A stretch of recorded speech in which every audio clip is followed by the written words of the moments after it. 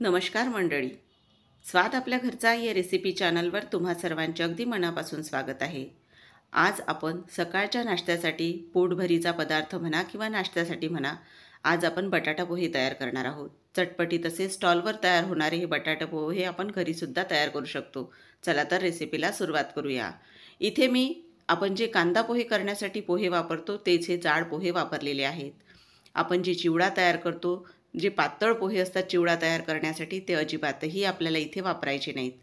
आता पोह्यांचं प्रमाणही तितकंच महत्त्वाचं आहे. तर असे हे भाग करून घ्यायचे आहेत.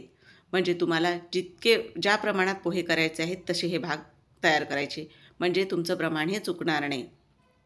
पोहे आधीच मी चाळून घेतलेले होते. तरी पॅकिंगचेही पोहे असले तरी त्यामध्ये थोडाफार हा कचरा असतोच. तर आता पोहे भिजवण्याची सुद्धा एक पद्धत आहे. स्टॉलवर ज्याप्रमाणे पोहे भिजवले जातात अगदी तसेच आपण आज भिजवणार आहोत. तर यामध्ये सुरुवातीला भरपूर असं पाणी टाकायचं, म्हणजे पोहे छान भिजल्या गेले पाहिजे. आणि त्यामधला जो काही कचरा असेल बघा पूर्ण वर येतो आणि ही काळपट पाणीसुद्धा आपल्याला काढून टाकायचं आहे. तर यामधलं पूर्ण पाणी मी काढून टाकणार आहे. तर इथे बघा यामधलं पूर्ण पाणी मी काढून घेतलेलं आहे. आता यामध्ये आपल्याला परत एकदा पाणी टाकायचं आहे आणि कढईने थोडेफार जे काही पोहे लागलेले आहेत ते पूर्ण या पाण्यामध्ये टाकून घ्यायचे आहेत. आता हे पोहे आपल्याला किमान 3 मिनटं भिजवून घ्यायचे आहेत. यापेक्षा जास्त भिजवू नका, नाहीतर पोहे पूर्ण गाळ होऊन जातील. तर आता आपले पोहे हे 3 मिनटं भिजलेले आहेत. तर पोहे आता आपण एका चाळणीवर काढून घेणार आहोत. ही अशा प्रकारची एक चाळणी घेतलेली आहे. यावर पूर्ण पोहे आपल्याला टाकून घ्यायचे आहेत, म्हणजे पोह्यांमध्ये जे काही जास्तीचं पाणी असेल ते पूर्ण यामधून निघून जाईल आणि पोहेसुद्धा छान असे भिजले जातील. आता हे पूर्ण एकसारखे करून बाजूला ठेवून घेणार आहोत. बघा आता आपली पोह्यांची पूर्ण तयारी होईपर्यंत पोहे छान असे भिजले जातील. तर एका भांड्यामध्ये आपण तेल टाकून घेणार आहोत. पोहे करत असताना तेलाचं प्रमाणसुद्धा महत्त्वाचं आहे. तेल कमीही झालं नाही पाहिजे आणि जास्तही झालं नाही पाहिजे, कारण जास्त झालं तर पोहे तेलकट होतात आणि कमी झालं तर पोहे कोरडे होतात. तर त्यासाठी बघा मी इथे 3 चमचे पोहे खाण्याचे एवढं तेल टाकलेलं आहे. आता तेल छान गरम झाल्यानंतर यामध्ये आपण मोहरी आणि जिरं घातलेलं आहे. जिरं छान असं फुटू दिलेलं आहे. आता यामध्ये 3 हिरव्या मिरच्या बारीक अशा चिरून घेतलेल्या आहेत. त्यासुद्धा तेलामध्ये आपल्याला छान परतून घ्यायच्या आहेत. आणि इथे आता एक मोठा कांदा बारीक असा चिरून घेतलेला आहे, तो आपल्याला या तेलामध्येच टाकायचा आहे. कांदा आपल्याला हलकासा गुलाबी रंगाचा होईपर्यंत परतून घ्यायचा आहे. आता इथे आपण कांदा घातल्यानंतर कढीपत्तासुद्धा घालणार आहोत.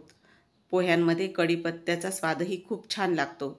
आता कढीपत्ता कांदा आपल्याला छान परतून घ्यायचा आहे.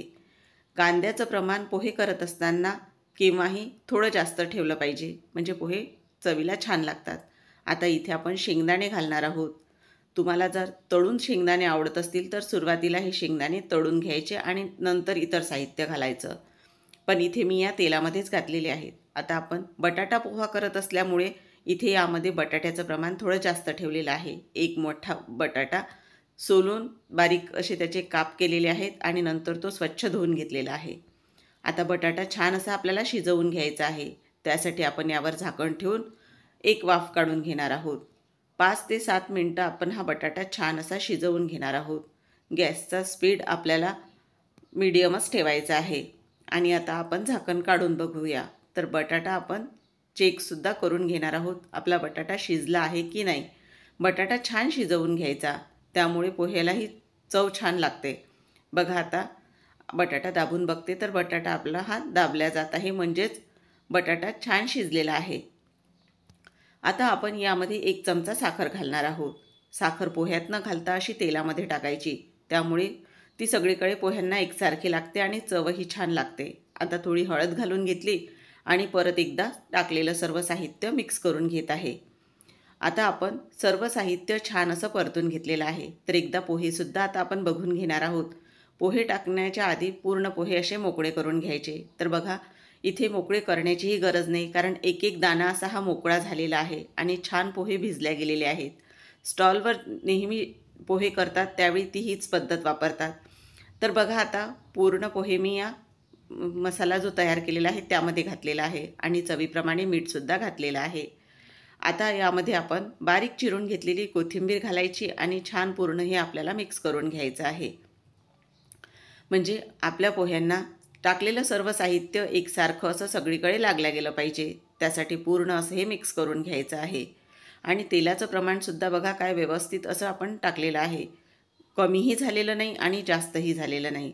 असे पोहे खायला छान लागतात. तर आता पूर्ण मिक्स करून झालेलं आहे. आता पोहे छान नरम दिवसभर राहण्यासाठी एक ट्रिक सांगते तुम्हाला. तर या पोह्यांवर आपल्याला थोडं असं पाणी टाकायचं आहे. आता तुम्ही म्हणाल पोहे तर छान भिजलेले आहेत, पण बघा आता मी हातावर थोडं असं पाणी घेते आणि असं यावर मी पाणी टाकून घेते. बऱ्याच ठिकाणी पाण्याऐवजी दुधाचा सुद्धा वापर केला जातो. आता यावर झाकण ठेवते आणि एक वाफ काढून घेते. तर बघा एक वाफ काढून घेतल्यानंतर पोह्यांना छान अशी दणदणीत ही वाफ काढायची आहे आपल्याला. तर आता एक वाफ निघाल्यानंतर पोह्यांची चव तुम्ही बघा काय फरक पडतो. तर अशा प्रकारे हे पोहे आपल्याला छान असे शिजवून घ्यायचे आहेत. आणि बघा एक एक दाणा असा हा मोकळा झालेला आहे.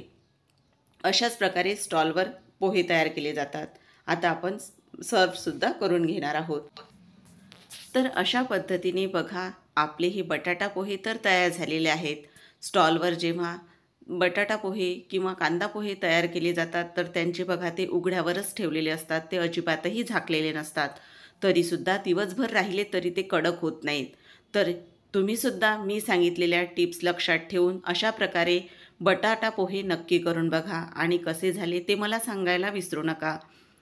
तुम्हाला जर ही रेसिपी आवडली असेल तर चॅनलला नक्की सबस्क्राईब करून एक लाईक करायला विसरू नका. हा व्हिडिओ तुमच्या मैत्रिणीमध्ये नातेवाईकामध्ये जास्तीत जास्त शेअर करा. पुन्हा आपण अशा छान छान रेसिपीसोबत परत भेटूया. तोपर्यंत धन्यवाद.